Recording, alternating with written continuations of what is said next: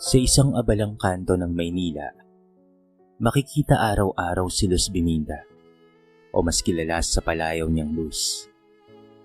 Katamtaman lang ang kanyang pangangatawan. Nangingitim ang balat dahil sa araw at laging pawisan dahil sa pagtitinda ng mga kung ano-ano.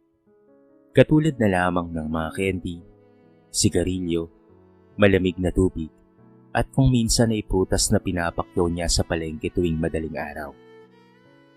Sa kabila ng hirap, hindi nawawala ang banayad ng ngiti sa kanyang labi. Lalo na kapag nakikita niyang may bumibili at may panlaman dyan na naman silang mag-ina. Sa tabi niya ay palaging naroon si Bebet, ang kanyang panganay na 14 na taong gulang na anak. Hindi man maayos ang damit, luma at kupas na uniforme lamang ang gamit sa paaralan, pero kita ang pagiging masipag at pagiging responsable ng bata. Habang nag-aabot ng paninda sa mga customer, mabilis rin itong nag-aaral sa kanyang lumang aklat. Alam ni Bebet na mahalaga ang edukasyon at batid niyang iyon lamang ang magiging puhunan para sa mas maganda nilang kinabukasan. Nay, nakabenta po tayo ng 3 bote ng malamig na tubig. Baka sapat na po yan pambili natin ng bigas mamaya. Masiglang sabi ni Bebet.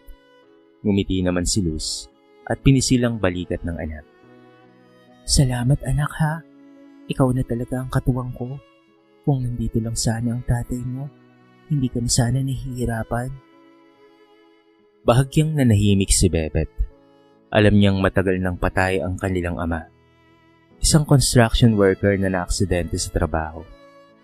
Hindi na ipinaglaban ni Luz ang kaso laban sa kumpanya dahil wala silang perang panusto sa abogado at sa korte.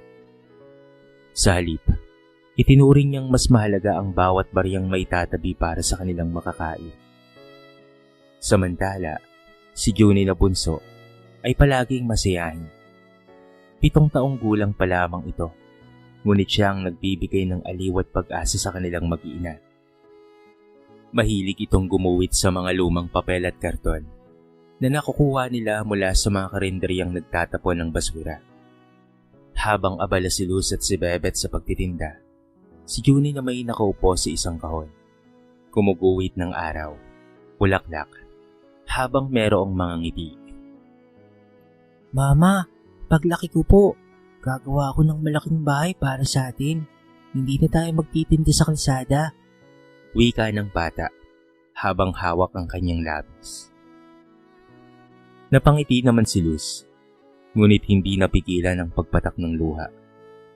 Sana nga anak, basta't mag-aral kang mabuti ha. Kahit anong hirap, ay susuportahan ko kayo.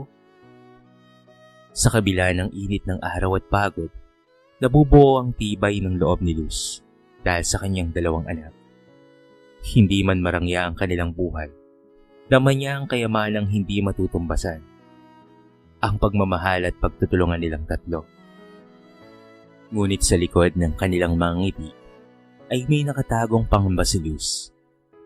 Minsan ay napapansin niyang madalas hingalin si Juni kahit sa simpleng laro lamang. Pinipilit niyang isang tabi ang pag-aalala. Iniisip na baka dala lamang ng init at pagod ang paghahapo ng bata. Ngunit sa kaibuturan ng kanyang puso, may takot na sumisibol. Takot na baka may sakit ang kanyang anak na hindi niya kayaning may pagamot. Hindi niya alam na sa mga susunod na araw ay guguho ang kanyang mundo at susubukin ang kanyang lakas bilang isang ina. Isang hapon, habang abala si Luz at Bebet sa pagtitinda ng candy at malamig na tubig, si Juni naman ay nakikipaglaro sa ilang bata sa gilid ng bangketa. Masaya ang mga itong nagtatakbuhan, hawak ang maliit na lata na ginawang laruan. Ang kanyang halakhak ay umaalingaw-ngaw. Tila musika sa pandinig ni Luz, na pagod sa pagtitinda. Nay, tingnan niyo po si Juni ang saya-saya niya. Bulong ni Bebet habang abala sa pagtutupi ng mga supot. Oo nga anak, siya ang nagbibigay ng kulay sa araw-araw natin. Sagot naman ni Luz habang nakamasid sa bunso. Ngunit ang masayang eksena ay bigla na lamang nagbago. Habang tumatakbo, biglang napatigil si Junie. Umubo siya ng malakas. Hawak-hawak ang dibdib. At ilang segundo lamang ang lumipas, ay bigla na lamang itong bumagsak sa semento. Junie! Sigaw ni Luz. Halos mabitawan ng mga paninda at dali-daling nilapitan ng kanyang anak. Si Bebet ay napaiyak kaagad. Nanginginig ang kamay habang tinutulungan ng ina. Pinilit nilang gisingin si Junie. Maputla ang mukha nito, malamig ang balat, at mahina ang paghinga. Ang ibang naglalakad ay napatigil at napatingin. May ilang lumapit at tumulong. Agad silang pinayuhan na dalhin ang bata sa pinakamalapit na health center. Halos magkandalasog-lasog ang dibdib ni Luz sa kaba. Buong lakas niyang binuhat ang kanyang anak, habang si Bebet naman ay bitbit ang bag na puno ng gamit at paninda. Pawis na pawis si Luz, nanginginig ang tuhod, pero hindi niya inaalintana ang lahat. Dahil ang tanging nasa isip niya ay ang madala sa pinakamalapit na ospital ang kanyang anak. Huwag mong iwan si Mama, Junie, ha? Huwag ngayon. Pagdating sa health center, mabilis na inisikaso si Junie ng nurse. Sinuri ang tibok ng puso, ang kanyang paghinga, at agad silang nagbigay ng oxygen. Ngunit ang sabi ng doktor doon ay kailangan siyang dalhin sa mas malaking ospital. Nanay, malubha po ang kondisyon ng anak niyo. Kailangan ng mas kumpletong pagsusuri. Sa tingin ko, kailangan siyang mai-confine kaagad. Seryosong sabi ng doktor. Nang makarating sila sa ospital, matapos ang ilang pagsusuri, ay lumabas ang resulta na ikinabagabag ng lahat. Si Junie ay may leukemia, isang malubhang sakit sa dugo. Parang sumabog ang mundo ni Luz. Hindi niya maintindihan kung papaano at bakit nangyari ito sa kanyang anak. Napahawak siya sa dibdib habang lumuluha. Nanginginig ang labi at halos hindi na makapagsalita. Si Bebet naman ay napahagulgol. Pilit na tinatago ang takot para hindi lalo pang masaktan ng kanyang ina. Dok, wala po kaming pera ngayon. Papaano po ito? Mahina ang ngunit nanginginig na tanong ni Luz kay Dr. Santos, ang doktor na naka-assign kay Junie. Nanay, mahaba at magastos po ang gamutan. Pero hindi natin pwedeng pabayaan ang bata. Kailangan ng chemotherapy at posibleng operasyon. Kung ngayon pa lang ay mahina na siya, baka hindi siya tumagal kung hindi maagapan. Sagot ng doktor. Bumagsak ang luha ni Luz. Naalala niya ang mga panahong wala siyang maisuot na bago. Wala silang makain kung hindi lugaw. Pero hindi niya ito kailanman ininda. Basta't ang mahalaga ay buo at masaya ang kanyang mga anak. Pero ngayon, tila sinasalanta siya ng kapalaran. Sa isipan niya, ay may isang tanong na paulit-ulit. Paano kung ililigtas ang anak ko kung wala akong kahit na isang kusing? At doon nagsimula ang pinakamatinding laban ni Luz bilang ina. Sa loob ng ospital, halos hindi makakilos si Luz habang nakatitig sa natutulog na anak. Nakadugtong sa katawan ng bata ang iba't ibang tubo. At bawat hinga niya ay parang nakikipagbuno para manatiling buhay. Si Bebet naman ay nakaupo sa gilid ng kama. Pinipigil ang hikbi habang pinagmamasdan ng kapatid. Nay, gagaling po si Junie, hindi ba? Tanong ng dalagita. Umaasang maririnig ang kumpirmasyong kailangan niya. Napakagat-labi si Luz. Oo anak, gagaling siya. Hindi ko hayaan na mawala siya sa atin. Pero sa loob-loob niya, wala siyang kasiguraduhan. Kinabukasan, tinawag siya ni Dr. Santos. Nanay Luz, kailangan nating simulan kaagad ang gamutan sa anak niyo. Pero medyo magastos po. Ang unang hakbang ay chemotherapy at ilang mga laboratory test. Kailangan ng deposito para makausad po. Halos mabingi si Luz sa salitang deposito. Sa isip niya, iniisip na papaano siya makakahanap ng ganong kalaking halaga. Gayong sa araw-araw ay bariyang kita lamang sa paninda ang kanyang hawak. Nang gabing iyon, habang nagbabantay, ay nagdesisyon siya. Lalapit siya sa mga kamag-anak. Ang unang nilapitan ni Luz ay si Aling Percy, ang tiyahin na may malaking tindahan at kilalang nakakaangat-angat sa buhay. Buong lakas loob niyang ipinagtapat ang sakit ng kanyang anak na si Junie at ang pangangailangan ng pera. Ngunit imbes na damayan, maring tinawanan lamang siya ng kanyang tiyahin. Aba Luz, wala ka talagang pagbabago no? Noon pa man ay puro kahirapan ka na lamang. Ngayon hihingi ka na naman ng tulong. Aba, hindi ko responsibilidad ang mga anak mo. Kung hindi mo kayang buhayin, bakit nag-aanak ka pa? Para siyang sinampal sa harapan ng maraming tao. Hindi niya alam kung ano ang mas masakit. Ang pagtanggi ba? O ang mapanirang salita ng kanyang tiyan? Dahil doon ay tumulo na lamang ang kanyang luha. Habang nakayuko tangan ang natitirang dignidad. Ang sunod niyang nilapitan ay ang kanyang pinsan na si Rodette. Kilala itong may trabaho bilang driver ng delivery truck at medyo maayos ang pamumuhay. Ngunit nang marinig ang kanyang pagmamakaawa, ay umiwas rin ito. Pasensya na Luz ha, hirap din ako ngayon eh. Ang dami ko rin kasing binabayaran. Kung tutulong ako sa'yo, baka pati pamilya ko madamay. Saka, hindi ko problema ang anak mo. Mas lalong nadurog ang puso ni Luz. Para siyang tinapunan ng putik ng mga taong inaasahan niyang may malasakit. Lumingon siya kay Bebet, na tahimik na nakikinig. Nangingilit ang luha sa mga mata. Gusto niyang ipagsigawan na hindi siya sumusuko. Pero, sa puntong iyon, ay para siyang pinagsakluban ng langit at lupa. Nang gabing iyon, umuwi silang mag-ina sa ospital na walang dalang pera, kung hindi puro sakit at panghihina. Habang tulog si Junie, tahimik na dumadaloy ang mga luha ni Luz.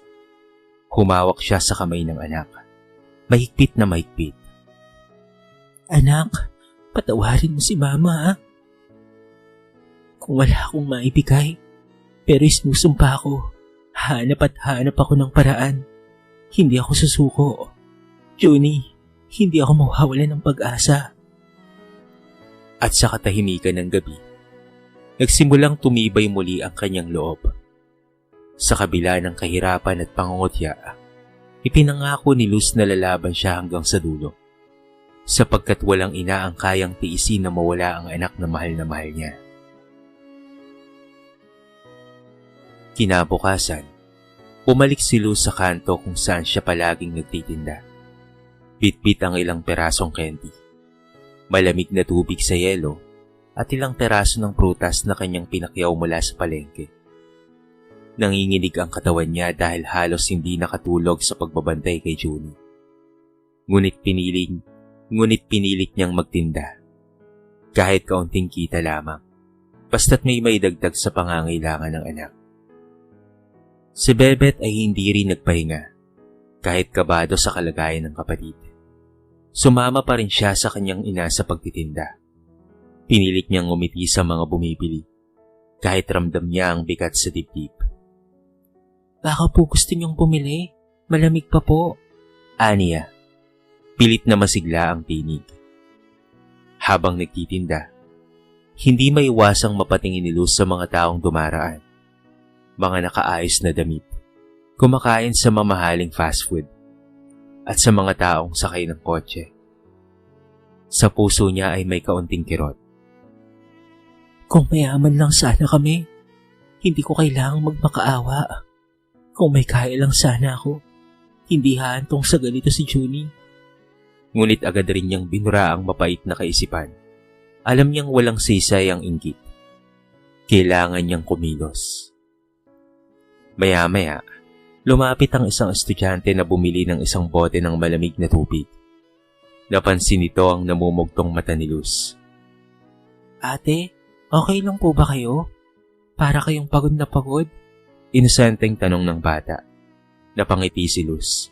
Pilit na tinatago ang lungkot. Ayos lang ako, Iha. Basta't may benta.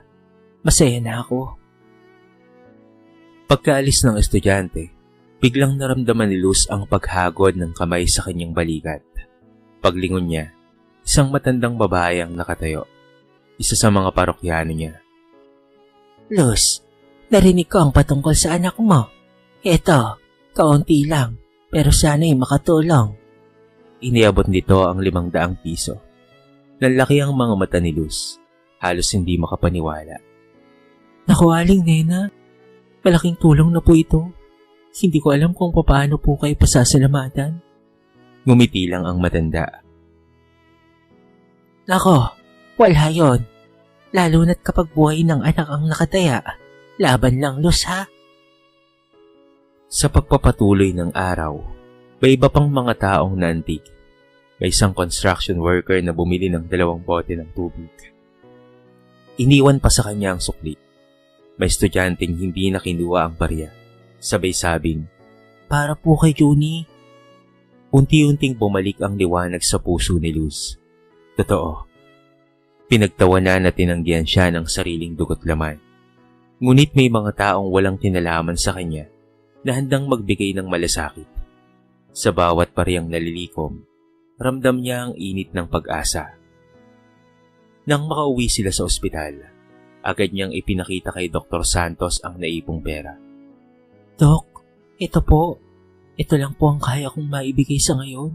Hindi pa po sapat pero nangangako po akong hanap po ako ng paraan. Tinignan siya ng doktor. Nakitaan siya ng determinasyon. Nanay Luz, ang mahalaga ay lumalaban po kayo. Huwag po kayong mawawalan ng pag-asa. Ang anak niyo ay may pag-asa pa po. Hating gabi na nang makatulog si Luz sa gilid ng kama ni Juni, habang hawak ang maliit na kamay ng anak. Meron siyang panalangin. Panginoon, kahit gaano kahirap, kahit gaano kaliit ang kayang ibigay ng mundo, huwag niyo lang po siyang kukunin. Ako na lang po. Huwag lang po si Juni. Sa gitna ng dilim ng kanyang sitwasyon, nagsimulang magningning ang maliit na ilaw ng pag-asa. Lumipas ang ilang araw at sa halip na bumuti, mas lalong lumala ang kalagayan ni Juni.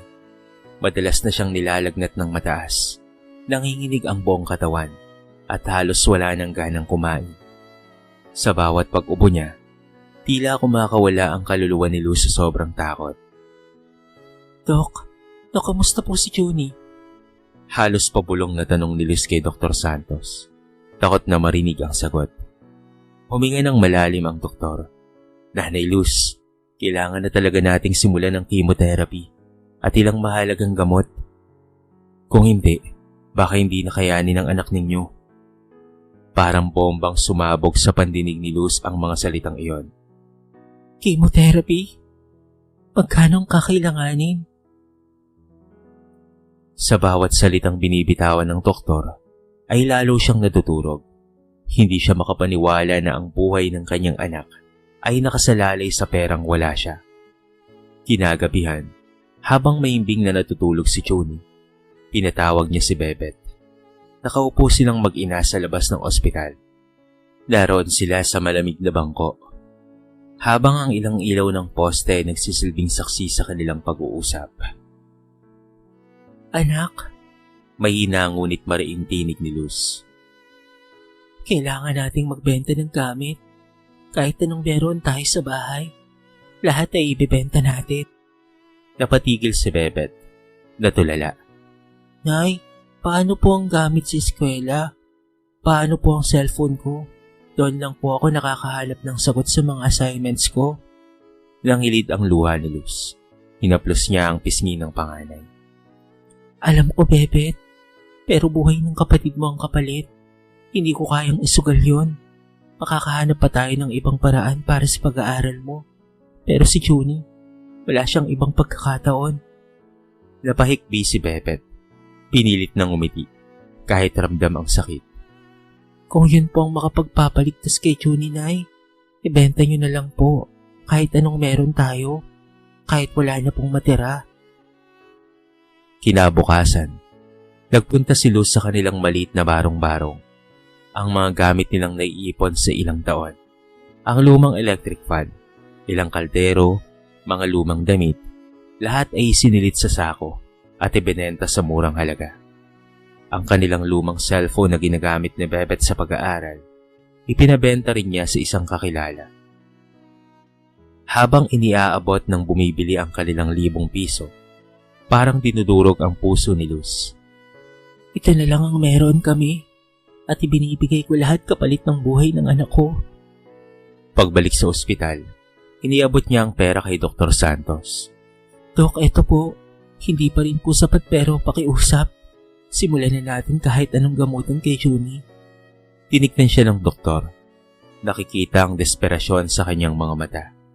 Nanay Luz, gagawin natin ang lahat para kay Junie. Hindi kayo nag-iisa. Nang gabing iyon, habang nakahiga sa gilid ng kama si Junie, napapikit si Luz at nanalangin ng taimtim. Hindi niya alintana ang gutom, ang kawalan ng gamit, o ang pangungutya ng kanyang mga kaanak. Ang mahalaga, may kaunti na siyang naihanda para mailigtas ang anak.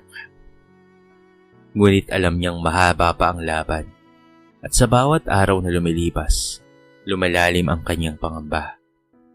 Sapat ba ang lahat ng kanyang sakripisyo upang maagaw ang anak mula sa bingit ng kamatayan? Isang umaga, matapos ang halos magdamag na pagbabantay, nagpa siya si Luz na muling bumalik sa kanto upang magtinda. Kahit pagod at halos walang tulog, kinailangan niyang gawin ito. Alam niyang hindi sapat ang perang nakuha sa pagbenta ng kanilang gamit. Ang gamutan ni Junie ay mahaba at magastos, at bawat araw na lumilipas ay parang kumakain sa oras ng kanyang anak. Nay, ako na lang po ang magbabantay kay Junie. Baka lalo po kayong mahapo. Mungkahi ni Bebet. Ngumiti si Luz at tinaplos ang buhok ng dalagita. Hindi pwede, anak. Ikaw ang kailangan ng kapatid mo sa tabi niya. Ako na lamang ang lalabas. Magtulungan tayo gaya ng dati, ha? Lumabas si Luz dala ang maliit na bayong ng paninda. Malamig na tubig, candy, at ilang perasong tinapay. Humarap siya sa kalsadang puno ng tao at sasakyan. Bitbit ang pag-asang baka may maawa at pumili. Habang nagtitinda, nilapitan siya ng isang matandang lalaki na mukhang pawisan galing sa trabaho. Bumili ito ng isang bote ng tubig. Iniabot ang bayad at saka ngumiti. Para sa anak mo, narinig ko sa ibang nagtitinda ang pinagdaraanan mo. Ito, dagdag ko pa. Nagabot ito ng 100 piso. Sabay tapik sa balikat ni Luz. Nanlaki ang mga mata ni Luz. Naku, Mang Oscar. Maraming salamat po. Walang anuman. May anak rin ako, Luz. Kung ako ang nasa sitwasyon mo, ay gagawin ko rin ang lahat. Kaya laban lang, ha? Sagot ng matanda. Maya-maya ay may mag-asawang bumili ng tinapay. Halatang hindi mayaman, pero may bait na aura. Nakipag-usap sila kay Luz. Nanay, totoo bang may sakit ang anak ninyo? Tanong ng babae. Opo, leukemia po. Hindi ko na po alam kung saan ako kukuha ng pera, pero hindi po ako susuko. Sagot niya habang nangingilid ang luha. Nagtinginan ng mag-asawa. At pagkalipas ng ilang sandali, iniabot ng lalaki ang sobre. Huwag ka sanang mahiya. Ipon naming mag-asawa ito para sa anak naming papasok dapat sa kolehiyo. Pero sa ngayon, mas kailangan nyo. Ang anak nyo ang dapat na mabuhay. Nanginig ang tuhod ni Luz sa sobrang emosyon. Hindi ko po ito matatanggap. Para po ito sa anak ninyo. Ngunit pinutol siya ng babae. Nako, hindi lahat ng laban ay nasusukat sa sarili. Minsan kailangan nating maging tulay para sa buhay ng iba. Kaya tanggapin niyo po. Hating gabi, bumalik si Luz sa ospital. Hawak ang sobrang ibinigay ng mag-asawa.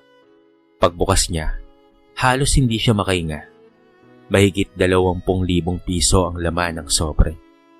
Bebet anak, tignan mo, may pag-asa pa tayo.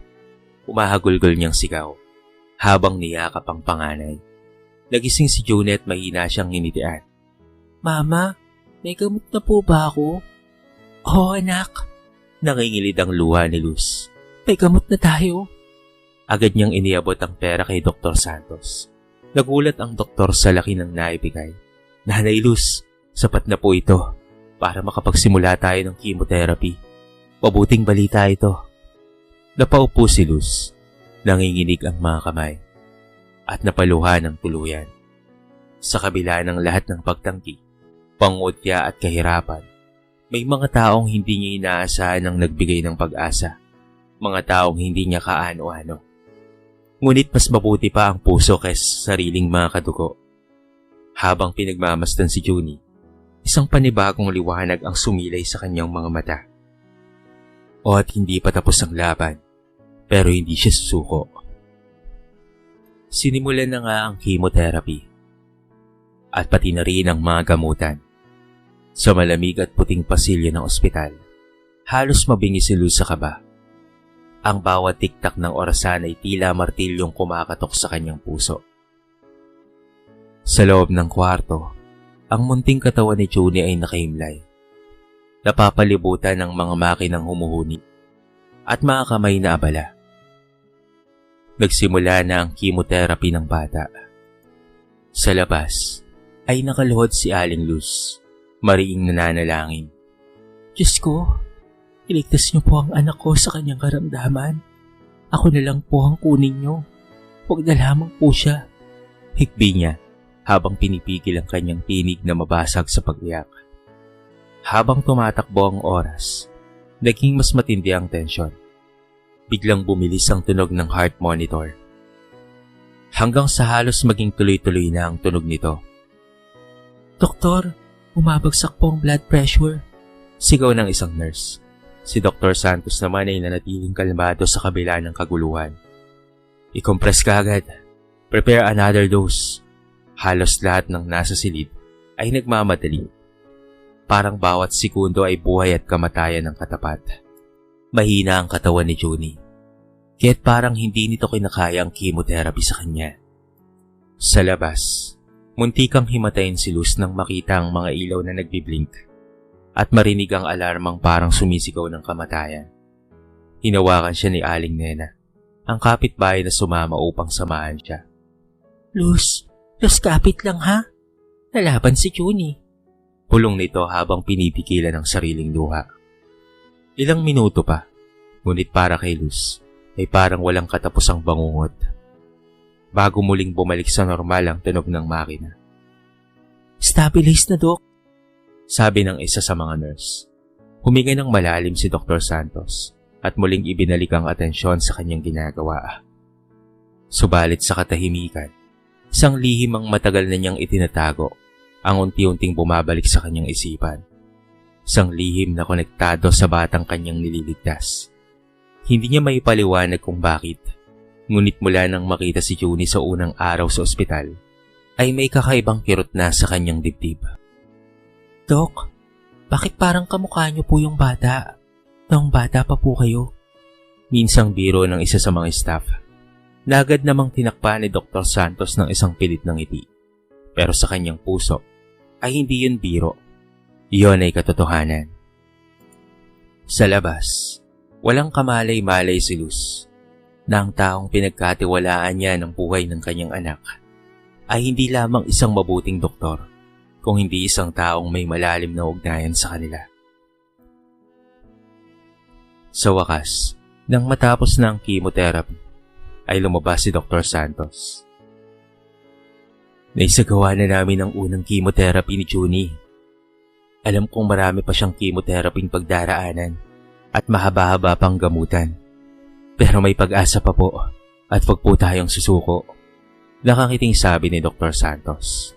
Ngunit bago makapagpasalamat si Aling Luz sa doktor, tumingin ito ng malalim sa kanya. Parang may nais na itanong o ipagtapat, ngunit pinipigilan pa. Sa kanyang isipan, malinaw ang katotohanan. Si Junie ay hindi lamang niya basta pasyente. Maaaring kadugo niya ito, sapagkat nakikita niya rito ang mukha ng kanyang kapatid at pati na rin ang kanyang sarili noong kabataan niya. Samantala, parang bigla namang gumuho ang lahat ng bigat sa balikat ni Aling Luz. Napahagulgol ito. Hindi alintana ang mga taong nakatingin, Mula sa kanyang mga mata ay tumaloy ang luha ng kaligayahan. Luha ng ina na muling nagkaroon ng pag-asa. Nang makalapit siya kay Dr. Santos, maigpit siyang yumakap dito. Maraming salamat, Dok. Salamat po sa paggamot sa anak ko. Huwag niyo po siyang hayaang mawala sa amin. Siya na lang po ang pinagugutan namin ng pag-asa ni Bebet. Maya-maya ngumiti si Dr. Santos. Ngunit baka sa mga mata nito ang malalim na emosyon. Ate Luz, huwag po kayong mag-alala. Gagawin ko po ang lahat para po sa mabilis na paggaling ni Junie. At ipinapangako ko na gagaling siya at wala ko kayong gagastusin. Maya-maya ipinakita ng doktor ang sobre na ibinigay niya kahapon. Naroon pa rin ang laman nito. Hindi kinuha ng doktor. Sa halip, ay ang doktor mismo ang nagbayad para sa chemotherapy ng bata. Dahil doon, ay nagulat si Aling Luz. Napangat siya ng kanyang mukha at napatingin sa doktor. Bakit niyo po ibinabalik ang pera, Dok? Ano pong ibig sabihin nito? Takang-takang tanong ni Aling Luz. Nung unang kita ko pa lamang po kay Junie at pati kay Bebet, napakagaan na po ng pakiramdam ko. Hindi ko may paliwanag pero nitong mga nakaraang araw, tinignan ko ang files ni Junie at meron akong nilhaman. Si Kuya Nestor po ba ang tatay ni Junie? Nang marinig ito ni Aling Luz, ay nanlaki ang kanyang mga mata. Paano niyo pong nakilala ang asawa ko? Nagtataka niyang tanong. Maya-maya ay sumagot si Dr. Santos. Dahil ako ang nakababatang kapatid ni Kuya Nestor, nagkahiwalay kami noon. Ipinaampon ako ng mga magulang namin sa mayamang pamilya. Dahil mahirap lang ang buhay namin noon. Mahal na mahal ako ni Kuya. Siya ang nag-aalaga sa akin noong mga bata pa kami. Mahal na mahal ko si Kuya. Pero wala akong magawa. Dahil bata pa ako noon.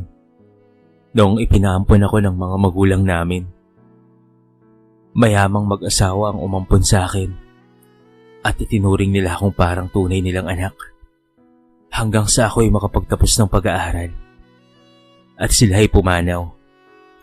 Noon pa man, nais ko lang hanapin ang aking kuya. Pero wala akong kakayahan sapagkat dinala ako sa ibang bansa. Pero ipinangako ko sa sarili ko na kapag balik ko sa Pilipinas, ay hahanapin ko ang aking kapatid. Alam kong mahal na mahal niya ako. Pero wala kaming magawang dalawa. Nung kami nagkahiwalay, mangiyak-ngiyak na sa ni Dr. Santos. Pero nung unang beses kong makita si Junie, ay nagkaroon ako ng panibagong pag-asa. Tahimik kong inaalam ang katotohanan sa likod ng pagkatao ni Junie. Dahil sa bawat oras na nakikita ko siya, nakikita ko ang itsura ng aking kapatid noong siya ay bata pa. Alam kong hindi lamang ito isang pagkakataon. Kung hindi ito ang paraan ng Diyos para masagot ang mga katanungang matagal nang itinatanong sa akin ng aking isipan. Hindi naman makapaniwala si Aling Luz sinasabi ng doktor sa kanya. Hanggang sa maya-maya nagsalita na siya. Wala na si Nestor. Wala na ang kapatid mo. Iniwan niya na kami. Noong siya hinaaksidente sa kanyang pinagtatrabahuan. Dahil sa sinabi ni Aling Luz, ay napaiyak na lamang si Dr. Santos. Mabigat para sa kanyang tanggapin na hindi na siya makakahanap ng kasagutan sa matagal na niyang katanungan kung bakit siya ipinaampon ng kanyang mga magulang, kung bakit kailangang sila'y magkahiwalay pa. Para sa kanya, hindi sapat na rason ang kahirapan ng kanilang buhay. Pero ano pa nga bang magagawa niya? Nangyari na ang mga bagay na hindi niya dapat naranasan. Pero, tama ang sinabi mo. Mahal na mahal ka ng asawa ko. Palagi kanyang bukang bibig sa akin noon. At minsan kapag gabi, napapanaginipan ka niya at siya'y umiiyak. Isinisigaw niya ang pangalan mo. Dionisio. Tama ate.